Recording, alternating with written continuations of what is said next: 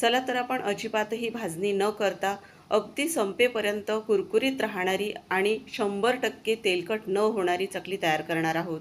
जेव्हा खायची इच्छा झाली अगदी 15 मिनिटात तुम्ही ही चकली तयार करू शकता. कमी साहित्यामध्ये आणि कमी वेळात तयार होणारी ही चकली खायलासुद्धा अतिशय चविष्ट लागणारी आहे. चला तर मग रेसिपीला आपण लगेचच सुरुवात करूया. सर्वात आधी इथे आपल्याला एका मिक्सरच्या भांड्यामध्ये 1 वाटी पोहे घ्यायचे आहेत. पोहे हलक्या हाताने भरून घेतलेले आहेत. अजिबातही पोहे दाब देऊन मी भरून घेतलेले नाहीत. जे आपण कांदे पोहे करतो तेच पोहे इथे वापरलेले आहेत. आता याच सारख्या वाटीने परत आपल्याला अर्धी वाटी पोहे घ्यायचे आहेत. तर इथे 1.5 वाटी पोह्यांचा आपण वापर केलेला आहे.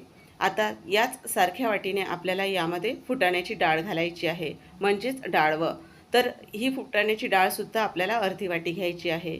कुठलंही साहित्य न भाजता आपण ही चकली तयार करणार आहोत. तरीसुद्धा अतिशय खुसखुशीत आणि कुरकुरीत अशी चकली तयार होणार आहे.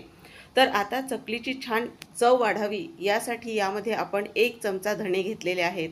धणे आपण अजिबातही न भाजता वापरलेले आहेत. तर धणे फक्त हलकेसे उन्हामध्ये ठेवलेले होते, त्यामुळे ते चांगले बारीक होतात.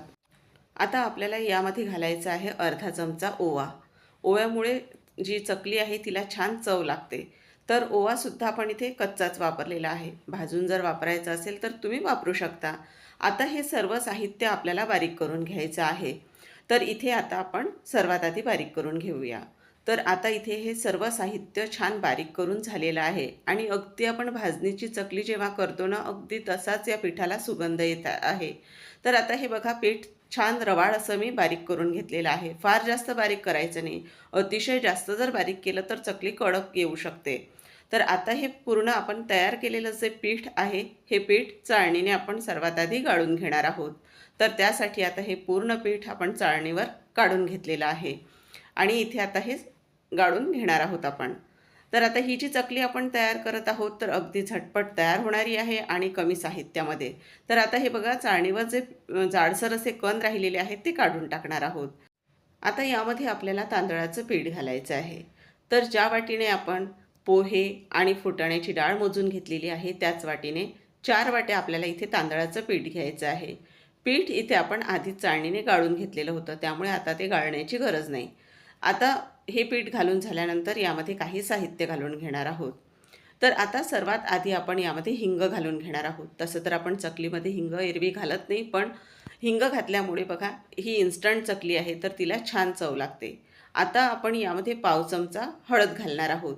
तर हळद बघा जास्त घालायची नाही, कारण हळद तेलामध्ये बघा ती थोडी काळपट रंग तिला येतो, त्यामुळे चकलीचाही हलकासा रंग बदलतो. आता चवीनुसार यामध्ये आपल्याला लाल तिखट घालून घ्यायचं आहे.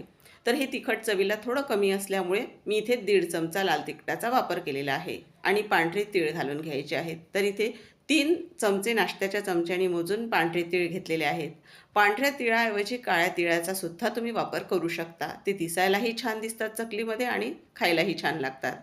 आता चवीनुसार यामध्ये मीठ घालायचं आहे. तर इथे मी 2 चमचे मिठाचा वापर केलेला आहे, पण तुम्ही तुमच्या चवीनुसार कमी अधिक प्रमाण करू शकता. तर आता घातलेलं सर्व साहित्य पिठांमध्ये छान सुरुवातीला एकत्र करून घ्यायचं आहे. तर आता हे सर्व साहित्य छान एकत्र करून झाल्यानंतर आपल्याला यामध्ये तेलाचं मोहन घालायचं आहे. तर बघा, सर्व छान एकत्र करून घेतलं आणि मध्यभागी असा खोलगट भाग तयार करून घ्यायचा आहे. तर आता आपण बघा, तेलाचं मोहनही फार जास्त या चकलीला लागत नाही. तर आता तळका पॅनचा इथे वापर केलेला आहे. त्यामध्ये अगदी 2 चमचे तेलाचा वापर आपण करणार आहोत. तर बघू शकता इथे 2 चमचे मी तेल घेतलेलं आहे. तर आता हे तेल सुरुवातीला आपण छान कडकडीत असं गरम करून घेणार आहोत. यामुळे तुमची चकली छान कुरकुरीत आणि खुसखुशीत अशी तयार होते. तर बघा, आता ही आपण गरम करून घेऊया तेल सर्वात आधी आणि छान कडकडीत करून घ्यायचं आणि नंतरच पिठामध्ये घालायचं. तर बघा, आता छान तेल गरम करून झालेलं आहे. बघा, टाकल्यानंतर असा आवाज यायला पाहिजे आणि नंतर आता हे छान सुरुवातीला चमच्याने एकत्र करून घ्यायचं, कारण पीठ जे तेल घातलं आपण ते चांगलं गरम आहे.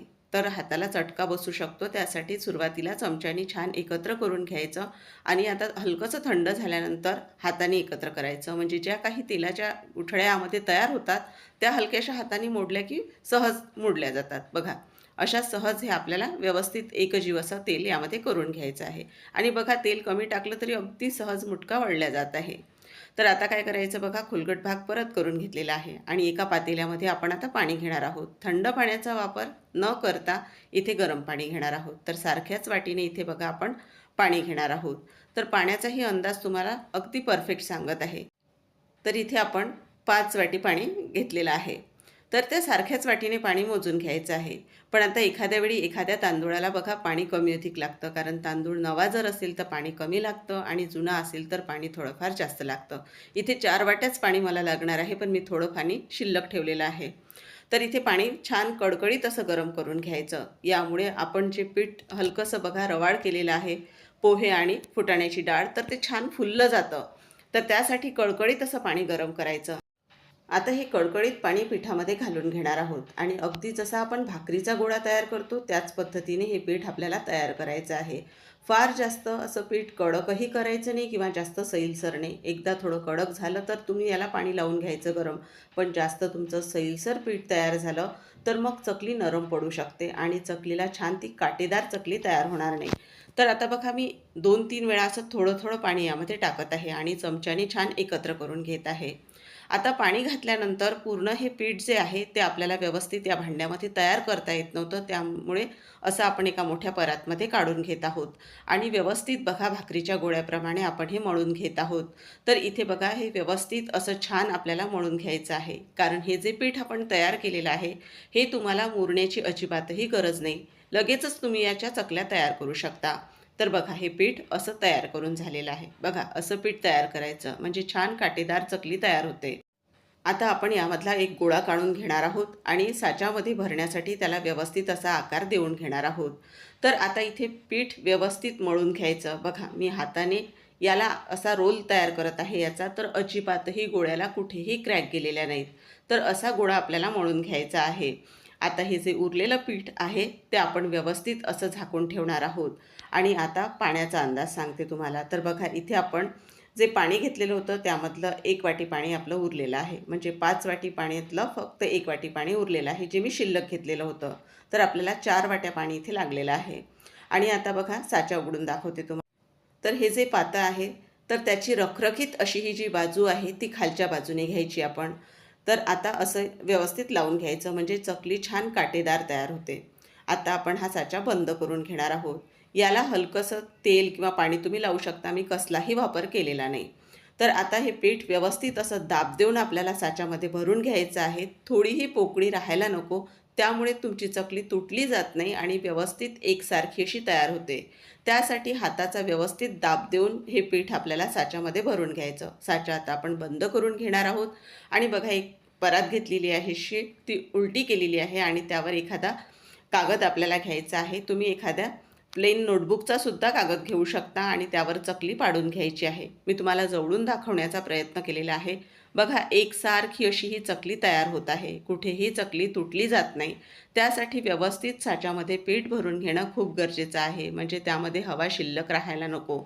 आणि एकसारखी अशी ही चकली तुम्ही 3 वेढ्यांची 4 वेढ्यांची अशी तयार करून घेऊ शकता. तर बघा इथे 2 ते 3 चकल्या तुम्हाला तयार करून दाखवलेल्या आहेत. आता अशाच चकल्या भराभर तयार करून घ्यायच्या आणि त्या तळून घ्यायच्या. तर इथे आपण बघा चकल्या ज्या आहेत त्या तयार करून घेतलेल्या आहेत. आता ह्या आपण तळून घेणार आहोत. तर त्यासाठी कढईमध्ये तेल आधीच गरम होण्यासाठी ठेवलेलं होतं. पण चकली उचलताना बघा अशी चमच्याने सहज ही चकली उचलायची आणि तेलामध्ये सोडायची, म्हणजे हाताला अजिबातही चटका लागत नाही. आता तेल कसं गरम लागणार आहे बघा, एक गोळा टाकून दाखवते तुम्हाला. अगदी टाकल्याबरोबर तो सहज वर यायला पाहिजे. असं जर तेल गरम असेल तरच चकली त्यामध्ये टाकायची. तर इथे आता आपण यामध्ये चकली एक एक करत टाकून घेणार आहोत. अशा तेलामध्ये चकली टाकल्यामुळे चकली छान कुरकुरीत तयार होते आणि चकली तुमची संपेपर्यंत कुरकुरीत राहते. कारण जसं पीठ आणि करण्याची पद्धत महत्त्वाची आहे, तसंच तळण्याची जी आपण प्रोसेस असते तीसुद्धा महत्त्वाची आहे. कारण त्यावरच तुमची चकली कुरकुरीत आहे की वातळ झालेली आहे हे समजते.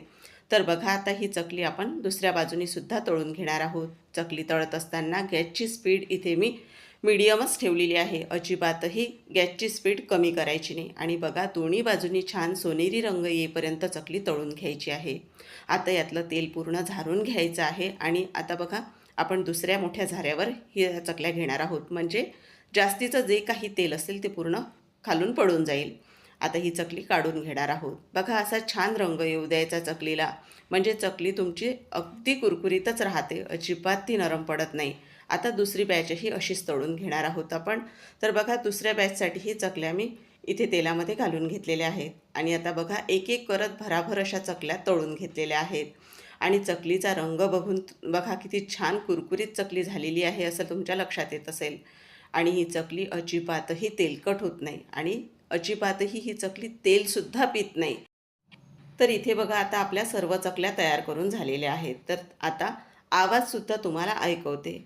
तर बघा किती एकसारख्या अशा ह्या चकल्या तयार झालेल्या आहेत. अजिबातही चकली कुठेही तुटल्या गेलेली नाही. तर बघा आवाजावरून लक्षात येत असेल, तसंच तोडूनही दाखवते तुम्हाला. बघा चकली हातावर बघा अजिबातही घासल्यानंतर कुठेही तेल लागलेलं नाही हाताला. आणि तोडूया आता. तर आहे ना कुरकुरीत अगदी. तर बघा आता आतूनही ही चकली किती पोकळ झालेली आहे ते सुद्धा दाखवते तुम्हाला. तर झटपट तयार होणारी ही इन्स्टंट चकली नक्कीच एकदा करून बघा आणि एकदा तयार केल्यानंतर तुम्ही आरामात 15 ते 20 दिवस ही चकली खाऊ शकता. अजिबातही चकली नरम पडत नाही. तर तुम्हाला आजची ही रेसिपी आवडली असेल तर एक लाईक करून चॅनललाही सबस्क्राईब करायला विसरू नका.